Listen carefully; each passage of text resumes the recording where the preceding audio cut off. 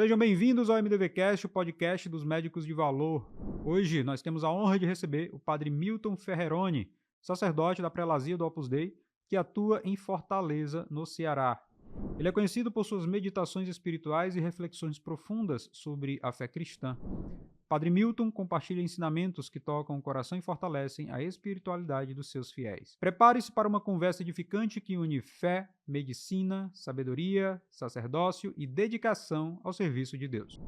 Olá, sejam bem-vindos ao MDVcast, o podcast Médicos de Valor, e hoje nós estamos com um convidado muito especial, que é o Padre Milton. E aí, Padre Milton, como é que o senhor está? Um prazer Muito mesmo ter o senhor contente, aqui é um conosco. prazer conversar com vocês aqui, conversar com você, Cassiano, com os médicos aí. É sempre uma alegria. Excelente. E antes de iniciarmos esse episódio, vamos bater um papo. Na verdade, eu vou apresentar, né, o nosso patrocinador, a Creative Estúdio e Produção de Conteúdos, que é justamente quem nos possibilita ter toda essa estrutura de primeiríssima qualidade na produção do nosso podcast e de outros materiais que nós também construímos aqui na nossa empresa Nova Medicina. Então, se você é médico e deseja produzir conteúdos de altíssima qualidade audiovisual, você sabe que hoje é essencial, né, diante de tantas pessoas, de tanta concorrência em relação à produção de conteúdo, ter conteúdos de boa qualidade audiovisual é essencial. Então, logo abaixo deste vídeo, deste podcast, tem o link da Creative, se você quiser entrar em contato e contratar os serviços deles, tá certo? Então, grande Padre Milton, é uma honra imensa ter o senhor aqui, ainda mais para falar sobre algo que me é muito caro, né? Que é a medicina, que é a boa prática médica, e eu acredito que a experiência do senhor, né, na sua formação como sacerdote, eu acredito que vai acrescentar muito para os médicos que nos seguem, que consomem os nossos conteúdos, visto que para muitos médicos, e a nossa formação médica também traz essa ideia de sacerdócio. Então, acredito que vai ser algo muito rico. Sempre que nós iniciamos um episódio aqui do MDV Cash, eu faço a mesma pergunta para todos os convidados, que é a seguinte: Padre Milton, para o senhor, o que é um médico de valor? O que é que configura um médico de valor? Você sabe que, sem nós termos combinado, eu tinha pensado um pouquinho nisso, né? Porque eu acho que há outras profissões em que os valores pessoais não interferem tanto no trabalho propriamente dito.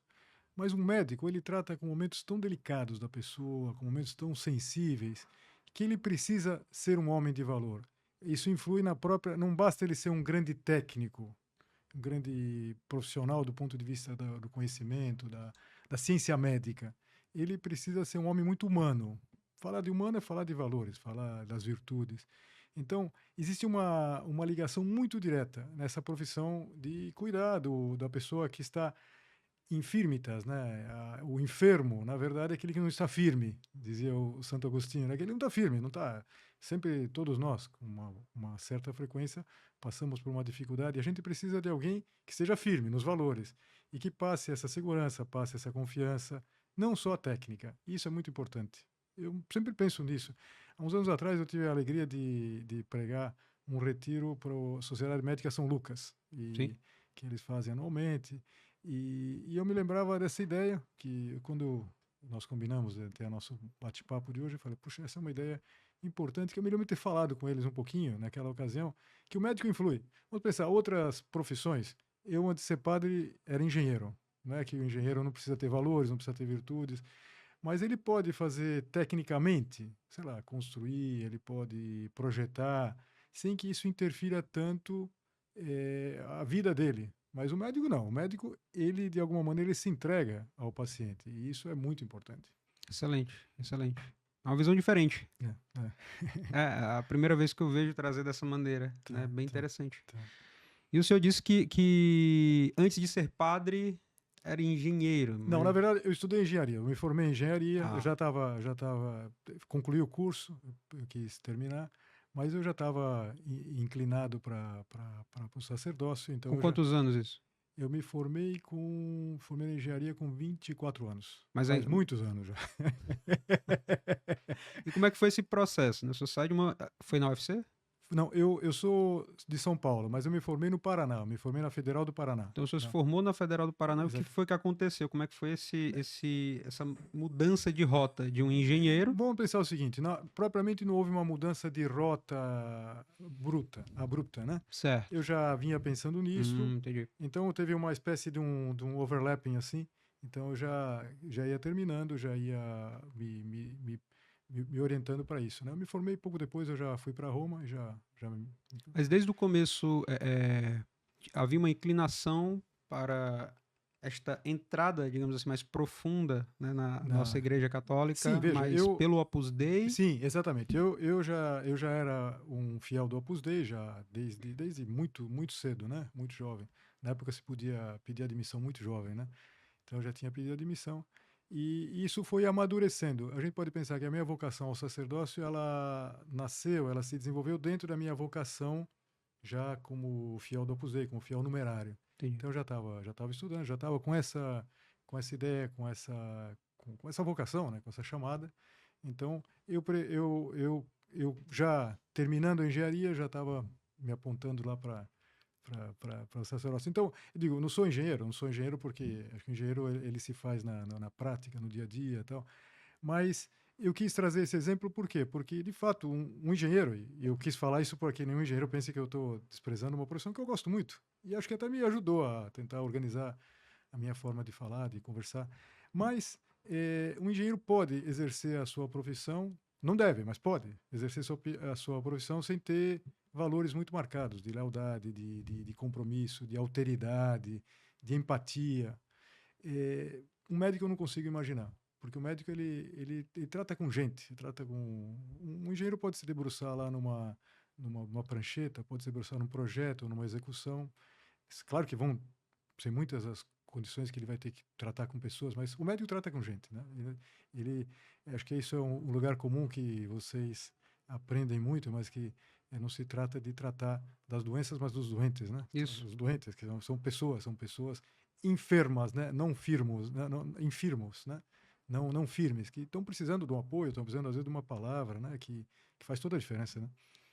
Acho que da mesma forma que o senhor falou, eu brinco dizendo que eu sou médico não praticante, né? Exatamente, Porque exatamente. eu terminei, nunca fiz. Exatamente. Mas toda a mentalidade, na verdade, ajuda muito. Ajuda, uma forma Claro, de claro. enxergar. Tanto é que o trabalho que a gente realiza hoje, obviamente, foi digamos assim, né, beneficiado por essa experiência na medicina, né? Claro, claro. Como é que o senhor enxerga, então, num mundo cada vez mais secularizado, podemos dizer assim, como é que o senhor enxerga o papel, né, dos sacerdotes hoje, como um todo mesmo? Como é a importância dos sacerdotes na sociedade que a gente vive hoje? E também, se puder segmentar, se puder nichar mais dentro da sociedade médica. Certo, certo. Bom, então vamos pensar. O papel do sacerdote, né? O papel do sacerdote é fundamentalmente não atrapalhar a ação do Espírito Santo na vida das pessoas, né? Então, meu trabalho sacerdotal fundamentalmente é atender as pessoas, é celebrar a Santa Missa e tudo isso é uma ação que me ultrapassa tremendamente. Eu gosto de pensar sempre que os momentos mais importantes da minha vida são os momentos que eu não sou eu, que eu, apesar da minha miséria total, eu sou Cristo, né? Quando eu digo, isto é o meu corpo, este é o cálice do meu sangue. Ou então, quando eu, apesar de ser um pecador, estou dizendo, eu te absolvo os teus pecados, né? Nessas horas, quer dizer, eu não sou eu, é Cristo que se serve de mim, que se serve como serve qualquer sacerdote, de um sacerdote santo, de um sacerdote pecador, se serve para continuar a sua missão aqui na Terra. Então, o sacerdote, ele tem fundamentalmente essa missão. Por isso nunca me passou pela cabeça, por exemplo, de fazer alguma outra coisa, né? Então, sei lá, alguém pensou, bom, o senhor não pensa em fazer isso, fazer aquele trabalho, por exemplo, a coisa da engenharia. Alguém já passou tantos anos que ninguém vai me falar mais isso, mas tem algum trabalho como engenheiro? Bom, eu acho que não. O meu trabalho fundamentalmente é emprestar a voz, emprestar o gesto para que Cristo continue estando presente entre os homens, né? Então, daí se eu entendi a segunda parte da pergunta, quer dizer, esse link, né, com o mundo médico, né? Eu acho que existe uma interseção também porque as pessoas que vêm ao sacerdote, não sempre, mas também precisam de firmeza, são infirmos, né? São não enfermos, né? não firmes, precisam de uma ajuda, precisam de uma busca. É muito comum que a gente trabalhe nos mesmos momentos, né? No momento de uma crise de uma pessoa, uma crise familiar, né? Então, há uma complementariedade muito grande. Claro que há muitíssimas coisas que o sacerdote não pode fazer, não pode exercer. Acho que até um sacerdote que fosse médico, né? Eu, às vezes, quando penso nisso, eu penso que um e outro tem que ter a humildade de saber aquilo que já ultrapassa as suas possibilidades, né? Então, o sacerdote, ele não pode exercer a falar, faça isso ou faça aquilo. Eu, a coisa que mais falo para as pessoas, quando eu falo de alguma questão de saúde, é falar, obedeça seu médico, né? Obedeça seu médico, né? E, e não tente se automedicar, não tente... Eu tenho um médico que eu não gosto, e tem uma grande aversão a ele, que chama Dr. Google. Eu sei que vocês médicos também odeiam o Dr. Google, né? Então eu costumo dizer às pessoas, falar, não, pelo amor de Deus, não vá se consultar num buscador, não vá ler as coisas que tanto você como eu, que não sou médico, não sabemos interpretar, a gente não sabe se aquilo é de uma fonte confiável, se aquilo tem alguma validade, né? Então procure um médico. E por isso é muito interessante quando a gente encontra um médico humano, um médico que percebe que ele está diante não só de um caso, mas está diante de uma pessoa. Uma pessoa que tem medo, por exemplo, na verdade. Sim. A gente tem medo, é uma pessoa que tem expectativas, uma pessoa que tem toda uma série de outros elementos que, de repente, aquela enfermidade, aquilo que não está firme na vida dele, começa a fazer balançar, né? Então, nessa hora, quer dizer, tem uma pessoa humana, uma pessoa que vai saber, às vezes até dar uma notícia forte, dura, mas saber dar humanamente, né? Saber como é importante isso, né? Como é importante. Então, eu acho que o papel do sacerdote, eu vejo na minha vida, seria esse. E o papel do médico tem muita interseção, né? Porque vocês vão administrar uma técnica, uns conhecimentos, mas vão estar diante de uma pessoa que não conhece aquilo, que confia. É interessante que eu acho que o grau principal de confiança que a gente tem talvez seja nos médicos, nos sacerdotes, pelo menos deveria ser assim, na verdade. Sim, sim. Até porque acaba que, em relação ao médico, o indivíduo, ele muitas vezes vai estar literalmente despido, É, é, e diante de um sacerdote, ele vai estar espiritualmente também exatamente, despido. Então, exatamente. numa confissão, o indivíduo ele Claro, não vai poder esconder nada, né? exatamente, Até porque é exatamente. impossível. Mas é interessante isso que o senhor disse. Me veio à mente algumas coisas aqui que, Uhum. por exemplo, a gente sabe que João Batista veio para preparar o caminho muitas vezes, Uhum. né? Que ele dizia, né? É necessário que cada vez mais eu me diminua para que ele cresça. Sim, Então, sim. quando o senhor fala isso, me vem também à mente, acho que foi o Padre Paulo Ricardo que falou quando questionaram ele, qual é o seu trabalho? Não atrapalhar. Exatamente, Né? exatamente. Meu trabalho é não atrapalhar. Eu preciso diminuir para que ele cresça em mim e faça Exatamente, o que ele quer fazer, o que ele exatamente. já tinha definido fazer. Né? E também é interessante que perceber agora essa correlação. Uhum. E eu preciso fazer uma pergunta sobre a obra, Sim. sobre o Opus Dei, Uhum. porque mais na frente nós vamos ainda tocar nesse ponto. Eu queria saber o seguinte: como que o senhor vê o papel do Opus Dei nesse mundo contemporâneo, diante realmente de todas essas atualizações, novos hábitos, novas formas de agir, novas formas de consumo, agilidade, jovens, né, cada vez mais, digamos assim, colocados diante de situações perigosas, né? O senhor me conhece e eu vejo muitos jovens indo para o Opus Dei e isso me deixa muito feliz, né? Por conta do que é feito, do que é entregue para eles ali.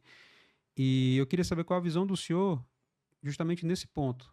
Como é que é a obra, qual é a sua visão em relação à obra, entrando cada vez mais neste mundo, né? Participando Uhum. deste mundo atualizado. Não é a mesma coisa, óbvio, da década de 60. Com certeza não. Década de 70. Então, a obra ela foi se atualizando em alguns pontos, creio eu, Uhum. não, óbvio, né? Uhum. Mantendo ali a tradição e tudo, mas se posicionando de que maneira? Como é que o senhor enxerga essa correlação? Opus Dei e mundo atual? Eu vou te contar só uma coisa, talvez fuja um pouquinho, mas é uma Pode coisa que eu contar. sempre acho graça quando eu conto pro pessoal mais novo. Você é novo ainda, mas Com só ainda, alguns cabelos ah, brancos, mas sou novo. mas ainda mais novo, gente ainda mais nova que você. Eu conto como era a minha comunicação com o Brasil quando eu morei em Roma, nos anos Certo. lá, final dos anos 80. Então, eu escrevia cartas Às vezes eu pergunto para as pessoas, quantas cartas você escreveu? Muita gente nunca escreveu nenhuma carta. E eu escrevi carta a vida inteira, porque meus pais moravam... Minha mãe já é falecida, meu pai está vivo ainda. Meus pais moravam em São Paulo, eu estudei, fiz a faculdade no Paraná. Paraná. Então, era carta. Às vezes telefonava. Agora, de Roma, acho que eu telefonei uma vez, porque era impensável fazer um telefonema, uma chamada internacional. Então, por exemplo, se eu quisesse perguntar alguma coisa, mãe, tal coisa, eu escrevia uma carta, postava, botava no correio. Essa carta, e não por culpa do nosso correio, mas do correio de lá da Itália, demorava 15 dias para chegar nas mãos do destinatário. Então demorava 15 dias para chegar para minha mãe, para meu pai. Depois existia uma inércia, evidentemente. Se abria a carta, eu depois soube que a carta corria pelos pais, a família, todo mundo lia a carta e tal. Depois, normalmente o pai ou a mãe, às vezes um irmão, ia responder. Se era uma coisa que eu tinha perguntado, por exemplo, para minha mãe, ela ia responder. Então, vamos pensar, 15 dias para chegar a carta no Brasil. Vamos botar 10 dias para eles, entre todos lerem, sentar um dia, responder. Me lembro quantas vezes minha mãe apareceu na casa, estou escrevendo agora de noite, todo mundo já está dormindo, mas hoje foi um dia muito apertado. Então, 10 dias, 15 dias para voltar. Então, se eu perguntasse alguma coisa para minha mãe, eu queria saber tal coisa. Eu sabia que eu ia esperar 40 dias para ter resposta. Por mais simples que fosse aquilo que eu estava perguntando. Hoje, se eu estivesse lá, eu ia mandar uma mensagem. E se depois de 40 minutos a minha mãe não tivesse me respondido, eu falava, mas o que acontece? O que acontece? Será que ela não olha o celular? Então, isso é bom ou é mal? Eu falo, é o que é. É a vida, né? A vida foi mudando tantas coisas, né? Tanta a comunicação. Então, veja, a própria pegada tecnicamente seria o carisma do Opus Dei, é santificar as situações do ordinário, né? É a santificação do ordinário, da vida de família, da vida de trabalho, das relações com os amigos, é nos santificarmos sem sairmos do nosso ordinário. Então, isso faz com que o Opus Dei, vamos nos entender, não tenha que se atualizar no sentido que as pessoas são as pessoas do seu tempo, como você falou. Claro que as pessoas, os fiéis da obra dos anos 60, viviam umas condições muito concretas e santificavam naquelas condições. Nós nos santificamos agora na terceira década do século XXI. E provavelmente os teus filhos, teus netos, que já vão estar no final desse século, eles vão santificar, ou seja, encontrar a Deus em umas circunstâncias muito diferentes, que às vezes a gente até tem dificuldade de imaginar. Tantas vezes se fala que as profissões do futuro a gente não consegue nem imaginar, né? Então, o Opus Dei, ele, nesse sentido, ele, como está feito de gente comum, gente que vive no mundo do trabalho, nas relações do dia a dia, ele, de certa maneira, vai se atualizando com a própria sociedade. Você vai dizer, bom, mas tem situações que são muito complicadas, né? Tudo isso que eu falei de uma maneira bem romântica, tal, da rapidez, da comunicação, traz uns desafios. Vocês que são pais, na verdade, têm filhos, sabem que... Agora, existia desafios também naquela época, na verdade, desafios naquela época, não sei. Os pais, na minha geração, eles sempre falavam, meu filho não fale com desconhecido. A gente era pequeno, saía na rua com 10 anos, com 12 anos, você podia andar na rua sozinho. Então não fala com ninguém que você não conhece. Hoje em dia, os pais falam, ou deveriam falar, olha, não fique conversando com gente que você não conhece. Até porque é um desafio, né? Porque os filhos com 10 anos, com 12 anos, podem estar trocando mensagem com gente do outro lado do mundo. Sim. Boa ou má. Às vezes gente muito má. Pode também ser uma pessoa boa, mas... Então, eu acho que as situações, né? Acho que o grande desafio do Opus Dei é exatamente encontrar todas essas novas situações e ajudando as pessoas a encontrar as soluções, né? Sim, sem dúvida. Excelente. Eu queria pedir a sua ajuda para uma redefinição, ou não uma redefinição, mas a explicação do que de fato é sacerdócio. Mas por que isso? Porque eu trabalho, talvez o senhor não saiba, né? Mas eu trabalho ajudando médicos a construírem negócios particulares, cujo foco é trazer uma medicina de qualidade e o médico desenvolver para ele também uma medicina de valor. Em qual sentido? Ganhar justamente por aquilo que ele está oferecendo, sem precisar correr para atender, sei lá, dezenas e dezenas de pacientes em uma hora, algo do tipo, né? Sim. E nos últimos quase uma década trabalhando com médicos dessa maneira, É lógico que a gente observa muitas neuroses, muitos paradigmas construídos, muitos medos, obstáculos, receios. E uma das principais questões é justamente essa, de o médico ele ser culturalmente direcionado, orientado, e durante a faculdade mais ainda, para a visão de que a medicina é um sacerdócio. E eu concordo que a medicina é um sacerdócio. Qual o grande ponto? O médico entende que, por ser um sacerdócio, ele precisa trabalhar sem pensar em ganhar dinheiro, sem cobrar pelos seus serviços, sem muitas vezes cobrar justamente pelos seus serviços. Então, há uma certa distorção, pelo menos na minha visão, e eu vou Uhum. saber agora junto com o senhor aqui, do que de fato seria o sacerdócio médico. Eu sempre digo que o médico vai estar exercendo o sacerdócio sempre que ele se doar ao máximo, dar o melhor dele para os seus pacientes, ser honesto, ético, entregar tudo aquilo que ele tem de melhor. Uhum. E é óbvio que, vez por outra, se ele tem a possibilidade, ele atende gratuitamente quem não pode pagá-lo. Mas se ele tem família, se ele tem filhos, como que ele vai viver dessa maneira? Então, eu queria saber do senhor o que seria esse sacerdócio médico que tanto é colocado, às vezes, por pessoas que se aproveitam desse sacerdócio médico, né, Uhum. na cabeça do profissional. Tá. Então vamos pensar o seguinte: acho que a tua pergunta chega num ponto muito prático. Quer dizer, é uma metáfora. Nós não estamos falando de um sacerdócio, quer dizer, Prático, o né? sacerdócio ordenado, um sacerdócio, pensando agora no sacerdócio católico, quer dizer, ele é uma entrega em função de uma vocação e que é um serviço. Claro, eu preciso me sustentar, sim, mas eu não faço isso com o objetivo de poupar, de ter dinheiro, porque não teria sentido, não teria sentido ter entregue a minha vida para isso. Uhum. Um pai de família médico, ou um médico sempre, ele deve ter a preocupação de ter uma poupança, criando um patrimônio. Então, isso é fundamental, e isso é fundamental do mundo profissional. Quer dizer, veja, então a metáfora não pode ser levada até as últimas consequências. A palavra não é gratuidade, acho que a palavra é entrega. Isso. Então, entrega, quer dizer, você Excelente. como sacerdote, você se entrega. Agora, eu penso que o que você falou vale para todos os profissionais, né? Sim. Eu às vezes, eu me lembro de uma historinha meio assim que eu ouvi certa vez, que era de um banco, na época que os bancos funcionavam, sei lá, muito mais com caixa, com dinheiro, então na hora de abrir o banco, ninguém conseguia abrir o cofre. Ninguém conseguia abrir o cofre e então, o que vai fazer? Então, foram chamar lá um chaveiro lá. E o gerente do banco tava bufando lá, tava bufando, que aconteceu, tá? Então, o homem trabalhando, ele, rápido, o senhor pode fazer, tá? Mas ele foi muito rápido, ele foi lá, pegou lá, não sei a técnica lá, abriu o cofre, né? Então, os números são os da época, vai, mas alguma coisa assim, ele falou, tá, muito bem, quanto que é?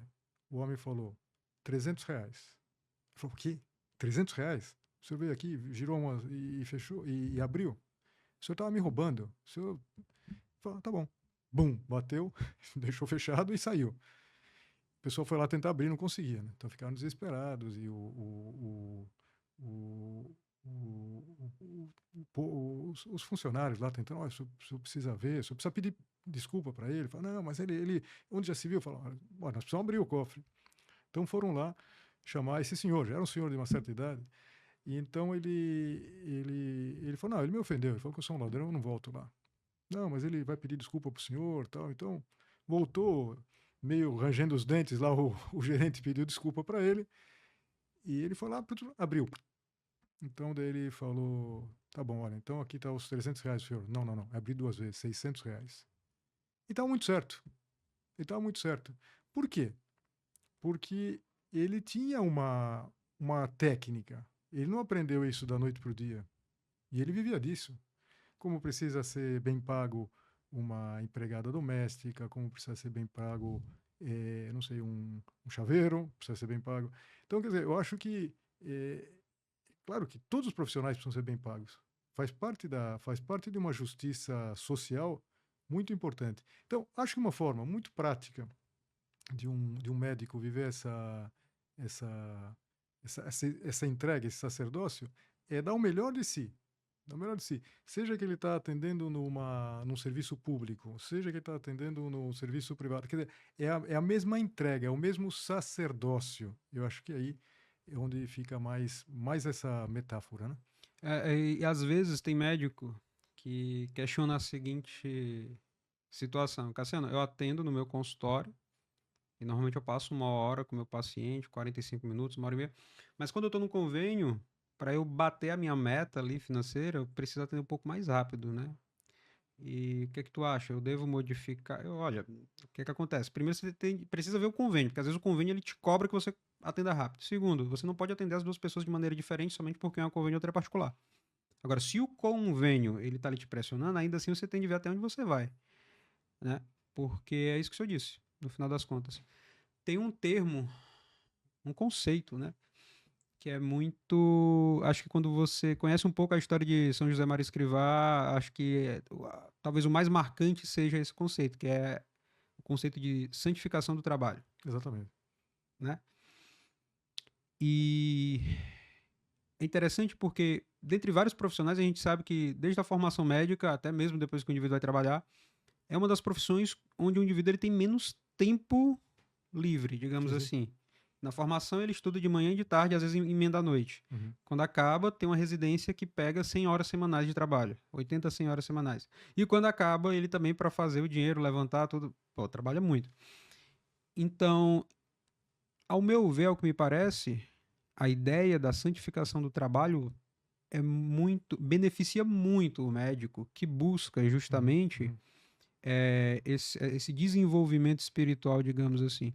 Então eu queria saber o que é que o senhor pode falar a respeito disso, a respeito da santificação do trabalho, como que ela pode ser, muitas vezes, né, uma carta na manga para quem deseja buscar mais a Deus, mas quando olha para o dia a dia, para a rotina, meu Deus, não tenho tempo, às vezes eu não consigo, eu esqueço de fazer isso, aquilo outro, então como é que a gente traz isso para a medicina? Como é que o Uhum. médico ele pode se santificar utilizando o trabalho dele ao longo do dia?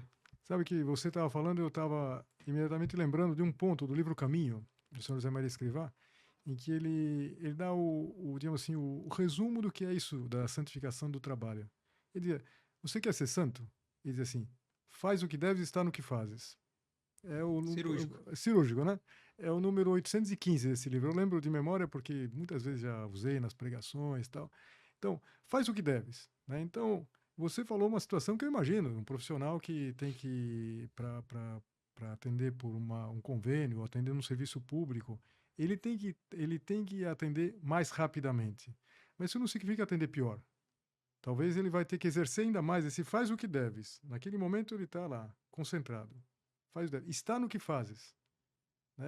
Ele está com a cabeça e todos os sentidos, a imaginação, porque é, é isso que faz a diferença, né? Isso que faz a diferença, porque eu posso. Hoje em dia tem um conceito que se usa que inicialmente parece positivo e é negativo, que é a atenção parcial contínua.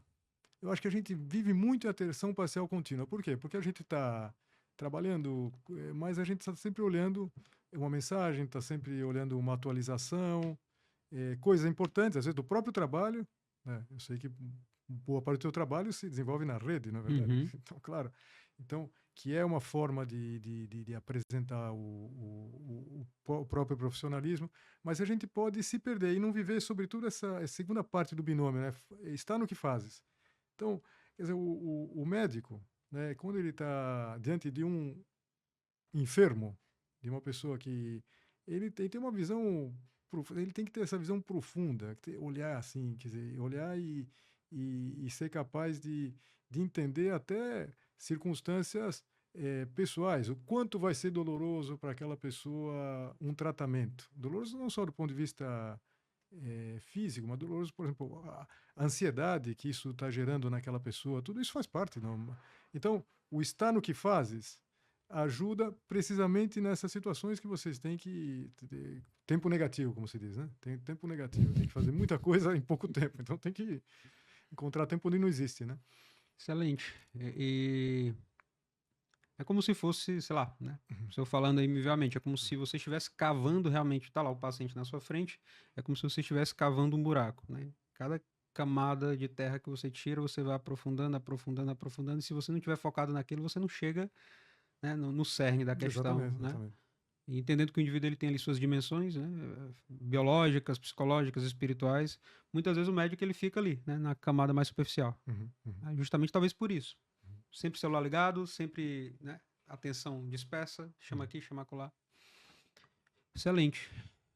A gente sabe que a medicina ela é uma profissão que, como o senhor disse no início, né, não é como um engenheiro que muitas vezes ele consegue trabalhar se debruçando sobre um Eu não sei se projeto. meus colegas vão ficar bravos Ou comigo, mas... não.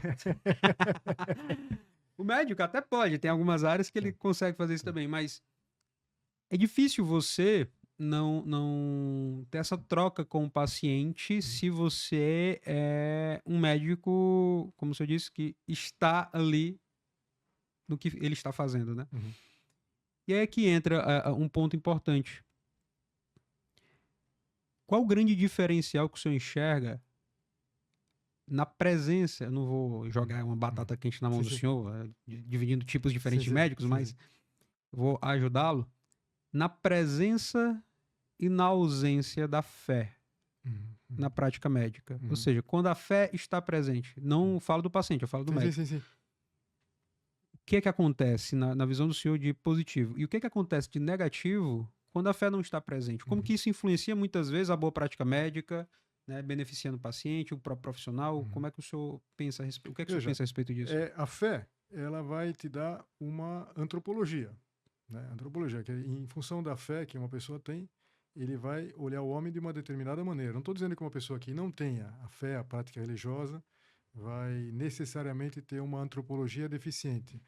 Mas a fé vai ajudar a gente a entender, por exemplo, que há muitos aspectos da vida da pessoa que às vezes fogem de um exame, fogem de uma. Na verdade, eu não vou me aventurar aqui falar com um médico, para tantos médicos assim, de uma coisa que conheço de ler algum artigo, mas toda essa questão da dor, né? Que a dor é muito grande, né? A dor tem a dor física, mas tem a dor psicológica, a dor espiritual, né? Então, um médico, quanto mais delicada for a antropologia dele, quanto mais completa for a antropologia que ele tiver, o conhecimento do homem, melhor ele vai poder administrar essa dor, porque Ele ele tem mais recursos, tem né? mais recursos, né? E eu acho que é por isso que, além da fé, quer dizer, ajuda muito, tem uma outra característica. É muito comum que haja médicos literatos, na verdade. Você vai pegar alguém mais rosa, não é um exemplo isolado, tem muitos, né? Mas tem um que é especial para mim. Um especial que é São Lucas. São Lucas, que todos os médicos sabem, que é o padroeiro dos médicos, né? São Lucas, ele é o evangelista médico. Evangelista médico. E São Paulo se refere a ele como médico caríssimo, né? Ele faz um trabalho muito ordenado e ele tem uma visão do homem muito interessante. Veja, o evangelho é a boa nova. A palavra evangelho significa boa nova. O evangelho foi pregado e depois foi escrito. Foi escrito por alguns, esses quatro principais, que são os chamados canônicos, né? Mateus, Marcos, Lucas e João. Lucas é o evangelho mais elegante, mas tem uma outra característica, que é o evangelho mais que se volta para a pessoa, para a pessoa que sofre, na verdade, e em todas as dimensões.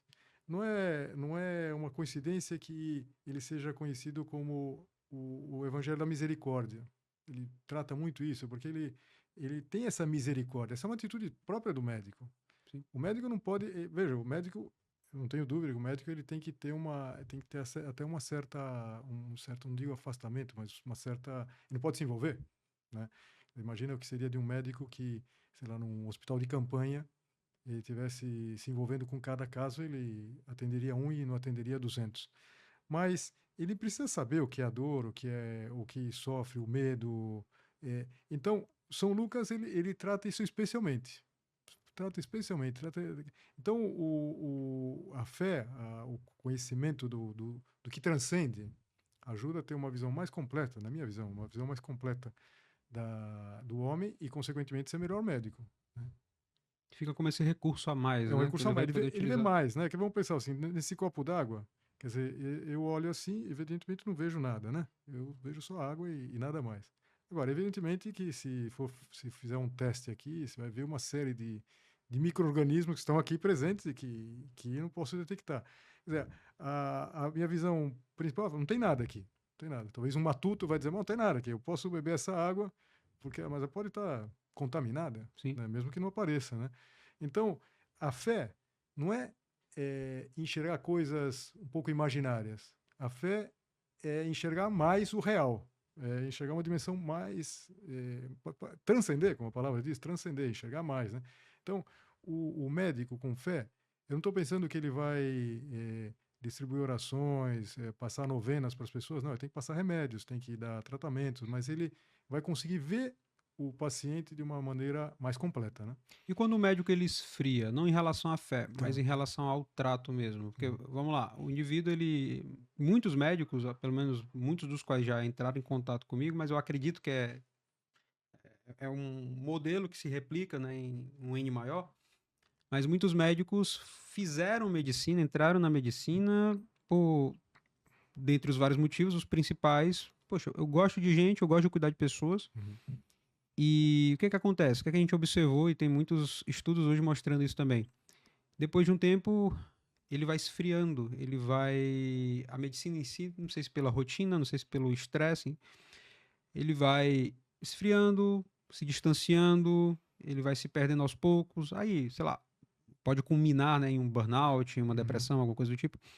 Mas o que é que o senhor diria neste caso para estes médicos, né? Como é que a gente pode resgatar muitas vezes esse fogo? Eu não digo a paixão, mas o fogo pela profissão, o sentido Uhum. na profissão, porque é isso que se perde depois de 1, 2, 3, 4, 5 anos, caso você não tenha um olhar muito bem direcionado, Uhum. né, Uhum. Uhum. para determinados pontos. Então você vai se perdendo. Dia a dia, correria, mesma coisa todo dia, mesma coisa, né? Trabalho, trabalho, trabalho, trabalho, cansaço, cansaço. Então, o que é que o senhor diria para estes profissionais que até desejam Uhum. Uhum. voltar a sentir aquele fogo, aquele sentido novamente pela profissão, mas que hoje não conseguem enxergar este caminho? Veja, esse problema é geral. É geral. É dos médicos, é de um sacerdote, é de qualquer outro profissional. E a palavrinha que você usou é a palavrinha que a gente mais teme na vida, rotina. Né? Rotina, isso acontece numa família, num matrimônio. Então, eu acho que, claro, vou dizer, não dou a solução, porque a solução a gente tem que buscar em cada momento, pessoalmente, né? Com a ajuda de alguém. Mas o problema da rotina não é que a gente faça as coisas de sempre, mas é que a gente faça as coisas como sempre, né? Então, as coisas de sempre, quer dizer, a tua tarefa como médico agora nesse perfil que você tem agora de médico, você é médico, mas esse perfil que você tem de ajudar os teus colegas, rapidamente entra numa repetição e os dias se parecem iguais quer dizer, você já reparou quando a gente é criança, o que que a gente quer? A gente que profissão? Um menino pequeno ele quer ser jogador de futebol, né? O astronauta, às vezes motorista de caminhão, por quê? Porque, puxa, cada dia eu vou fazer uma coisa diferente e tal. E depois não, né? O astronauta deve ter umas rotinas, o jogador de futebol são treinos, o motorista de caminhão, nossa, uma vida sacrificadíssima. Então, o que que acontece?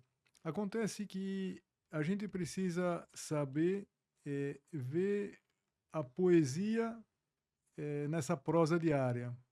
São José Maria falava muito disso, né? Ele insistia muito nessa ideia que a santificação muitas vezes é encontrar a poesia, a beleza nessa prosa diária. É muito repetitiva. Então, aí que a gente transcende. Aí a fé dá um recurso maravilhoso para a gente perceber o motivo pelo qual a gente faz as coisas, né?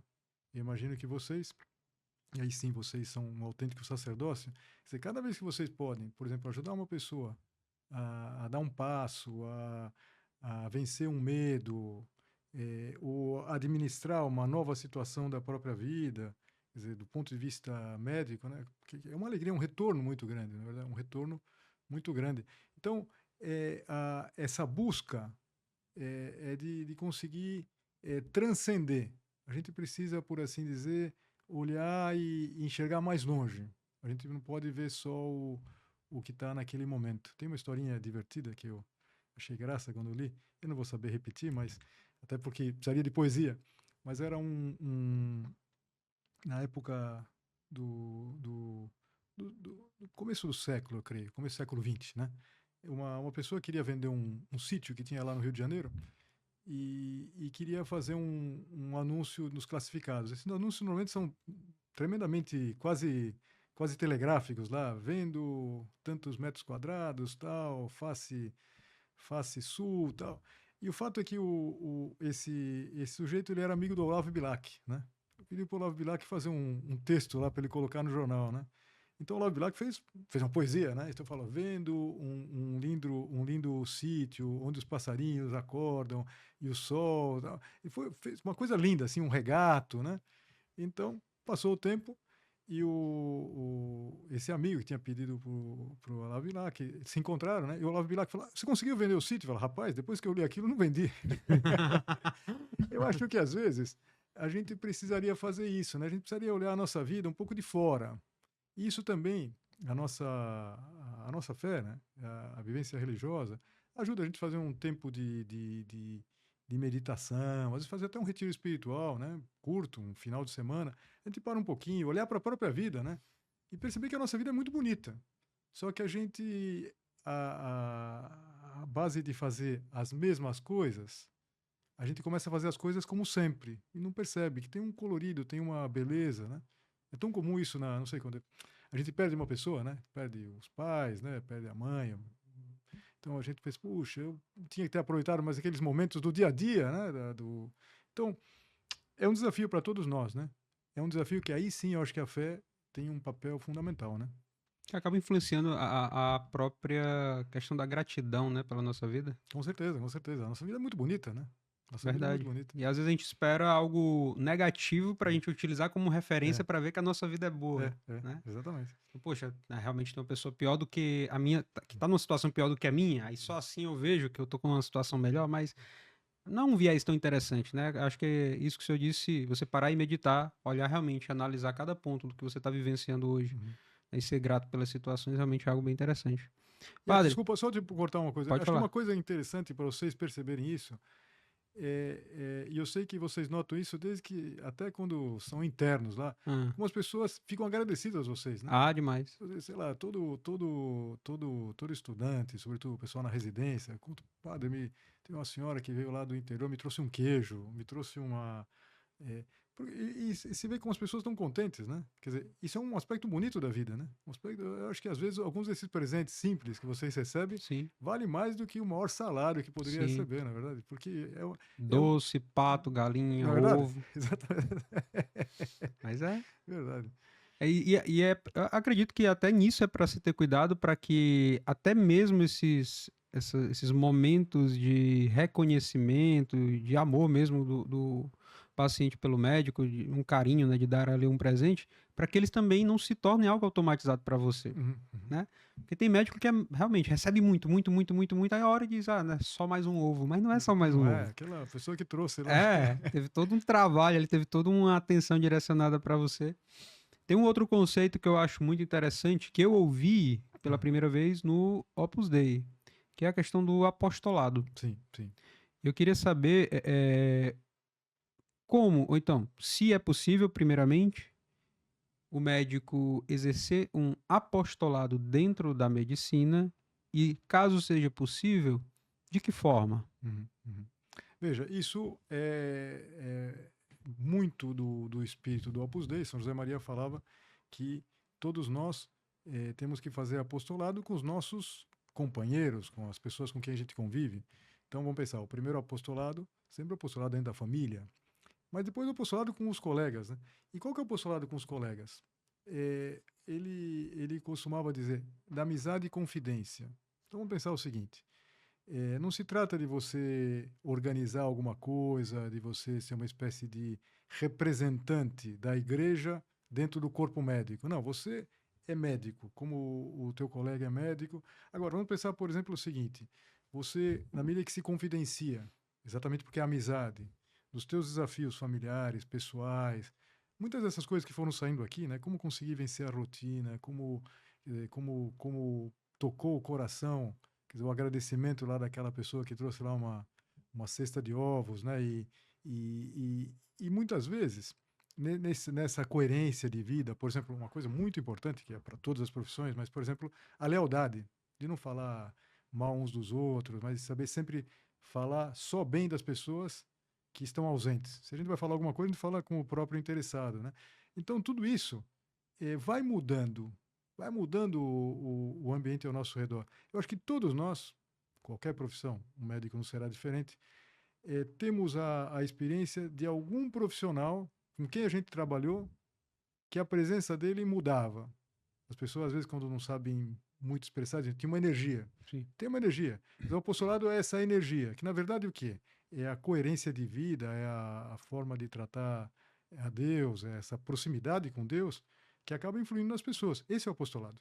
Fundamentalmente, esse é o apostolado. O apostolado é um apostolado de difusão, né? Das coisas boas, né? E é interessante que o bem é difusivo, né? Quando a gente tem uma coisa boa, na verdade, tem uma coisa boa, a gente parece que enquanto não compartilha, a gente não desfruta.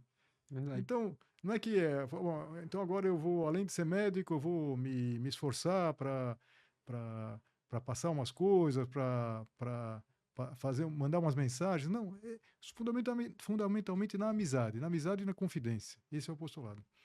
Excelente.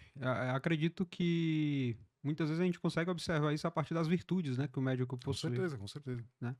E aí, diante disso, eu já falamos outras vezes aqui também no podcast sobre virtudes. Eu queria saber, dentre as várias virtudes que existem, qual ou quais delas o senhor acredita que um médico de valor necessariamente precisa ter Uhum, uhum. para exercer uma boa Tá, medicina? tá. Eu acho que se a gente pegasse novamente voltasse a São Lucas e conhecendo ele não por aquilo que ele exerceu como médico, porque a gente não conhece, mas porque aquilo que ele fez. Ele escreveu 2 livros do Novo Testamento, o Terceiro Evangelho e também os Atos dos Apóstolos, né? Eu acho que, em primeiro lugar, o olhar clínico. Isso não é só técnica. Isso tem virtude. Tem virtude que é de estudo, a virtude da perseverança, a virtude da constância, da laboriosidade, né? Tudo isso é todo um aspecto. E o outro é a misericórdia. A misericórdia, quer dizer, eu diante de uma pessoa, eu sempre perceber que essa pessoa ela merece toda a minha atenção. Eu sei que às vezes vocês não são tão bem aceitos pelas pessoas, né? Sei lá, sobretudo em situações críticas. Não estou julgando quem faz, mas às vezes são ofendidos, né? Sei lá, Sim. muita gente e tal. Então, até nessa situação, sem deixar que essas pessoas ultrapassem o que podem fazer, mas perceber qual o drama de uma pessoa que está vivendo tudo isso, né? Eu vi uma vez uma história que não aconteceu no Brasil, aconteceu acho que foi no Peru, aqueles lugares bem de montanha, de camponeses, índios. E o fato é que havia uma criança que foi lá no posto médico e o médico constatou que aquilo era uma coisa preocupante na vista, tinha um problema na vista preocupante. E então falou para aquele índio lá, para aquele camponês, falou, olha, por favor, o senhor venha daqui a um mês, que eu quero examinar como isso evoluiu. E então, passou um mês e ele não veio. E acho que ele atrasou, veio 2 meses depois. E aquilo tinha complicado. Aquela situação tinha complicado. E então o médico deu uma bronca naquele homem. Falou, o senhor é responsável. Aquilo que o senhor fez pode comprometer a visão da sua filha. E o senhor não devia ter feito uma coisa dessas e tal. E aquele homem ouviu tudo aquilo e falou, doutor, para eu vir aqui, a minha família precisa ficar 2 dias sem comer. Quer dizer, não está justificando que ele tenha atrasado, mas quer dizer, entender às vezes situações assim, né? Situações assim, quer dizer, aquela pessoa que está na fila, aquela pessoa. Aqui me refiro sobretudo a porque há uma medicina que se faz com gente muito Sim. pobre, e que muitos de vocês, eu acho que todos vocês de alguma maneira participam disso, né? Então, a misericórdia também, né? Que insisto, não é ter uma visão. Acho que aquele médico tinha que ter dado aquela repreensão, né? Mas como eu acho que foi importante para ele descobrir que as coisas não são tão simples, né? Não são tão simples, quer dizer, que às vezes ele não veio por uma irresponsabilidade, sim, mas também por uma dificuldade que às vezes a gente não consegue nem imaginar. Então, eu acho que o olhar clínico, que aí tem muitas virtudes, né? A virtude da laboriosidade, do estudo, da constância, da perseverança, eh, e depois essa misericórdia. Está muito ligado com a caridade. A gente sempre associa a caridade com dar uma ajuda, mas a caridade é o amor, né? É saber amar a Deus sobre todas as coisas e ver as pessoas, né? Então, o médico, quando ele está diante de uma pessoa, que ele está diante de uma pessoa que vale muito, que é uma pessoa que um valor infinito, né? Mesmo que a gente não pode nem imaginar, né? Um filho único de Deus, né? Certa vez eu usei. Tem uma história que tá associada a isso que o senhor falou, Aham. mas certa vez eu usei com um familiar próximo que não compreendia muito bem, né, essa questão do pecado e tudo. E aí eu disse para essa pessoa: Você sabe quanto que vale uma alma? E aí a gente fez uma reflexão rápida, né? Já tem uma certa idade. Eu disse: Olha, de algum modo, tudo que existe no universo em algum momento vai acabar, Uhum. mas a tua alma é eterna. Logo, a tua alma vale mais do que todo o universo. Interessante. Então, olha o valor da tua alma, né? Então, isso é bem é interessante mesmo. E tem uma história que foi logo depois de eu me formar. Eu me formei e aí um conhecido que foi meu professor, ele disse: Olha só, Cassiano, isso daqui. Ele mandou um áudio, que era um grupo de alunos que estavam conversando entre si, começaram a dar plantão. E vai muito nessa história dessa moça do Peru, né, desse senhor, né, com a Uhum. filha e tudo mais. E esses ex-alunos, que agora eram médicos recém-formados, reclamando absurdamente porque, sei lá, 2 horas, 3 horas da manhã, alguém chegou gripado na emergência e não era nada demais, Uhum. né? Então a pessoa reclamando porque havia sido acordada do Uhum. descanso Uhum. e falando coisas bem pesadas ali por conta disso. E eu acho interessante que era justamente essa questão de não fazer uma reflexão de, poxa, se você não gosta de estar num plantão 2, 3 horas da manhã acordando, imagina a pessoa que estava em casa dormindo, teve de acordar, levar o filho para ir para um plantão e ainda ser atendido por um médico assim, Exatamente. entendeu? Então a pessoa não para pensar que o indivíduo ele não vai para esta situação porque ele gosta, porque ele quer, porque é prazeroso para ele. Não vai, ele tá lá porque, sei lá, pode ser uma bobagem no final das contas, mas para ele é algo que está gerando uma angústia tão grande que ele se mobilizou, né, reuniu ali esforços, dinheiro e tudo mais, e medo, receio, enfim, e foi para lá. Então, às vezes eu acho que falta realmente, é quase que um, sei lá, né, pleonasmo, não sei, chamar o médico de humano, ele precisa ser humano, pô, todos nós somos humanos. Mas às vezes parece que falta isso mesmo, né? Falta esse olhar, entender que o que está na sua frente é um indivíduo, né? Acho que aqui em Fortaleza tem o Instituto Hesed, que eu acho que o senhor Sim, conhece, né? conheço. E uma vez eu perguntei para as moças do Hesed, para as freiras, né, que são muito amigas nossas da minha família, e eu questionei por que que vocês sempre chamam de senhor e senhora, né, de senhor e tal. É, ela disse que elas disseram, né, que é porque elas olham para nós e enxergam e sabem que, principalmente se em estado de graça, mas que Deus está em nós. Então, por isso esse respeito, né? Uhum. Então, olha que interessante seria se o médico tivesse essa visão também, Uhum. né? Uhum.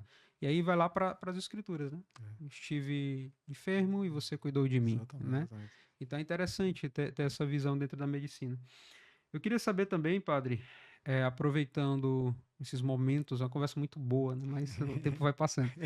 Esses momentos finais, é, finalizando com 2 pontos. O primeiro, eu queria que o senhor, se possível, deixasse uma mensagem que pode ser uma orientação, que pode ser o que o senhor quiser, na verdade, para os médicos que estão ouvindo a nossa conversa. O que é Uhum. que o senhor gostaria de dizer para eles? E lembrando que também podem ter aqui vários estudantes de medicina, Sim, não sim. sei. Né? Bom, acho que uma coisa que talvez muito prática, né? É quanto a gente confia nos médicos, né? Quanto a gente se coloca nas mãos dos médicos, né? Então, é, eu, eu na minha família não tenho nenhum médico. Agora, proximamente vai se formar uma sobrinha, vai ser a única da família, a primeira. Mas por uma série de circunstâncias tive, quando eu estudava, tinha colegas que fizeram medicina, tenho muitos amigos médicos aqui, tenho você como meu amigo, e eu vejo o seguinte, eh, quanto a gente confia em vocês, né? Quanto a gente confia em vocês, e a gente confia, digamos assim, isso que você falou, que a gente fica despido, né? De fato, quer dizer, a gente às vezes vai tratar com um médico, pode ser da especialidade que for, e a gente fala dos nossos medos, Falhas. das nossas falhas, né?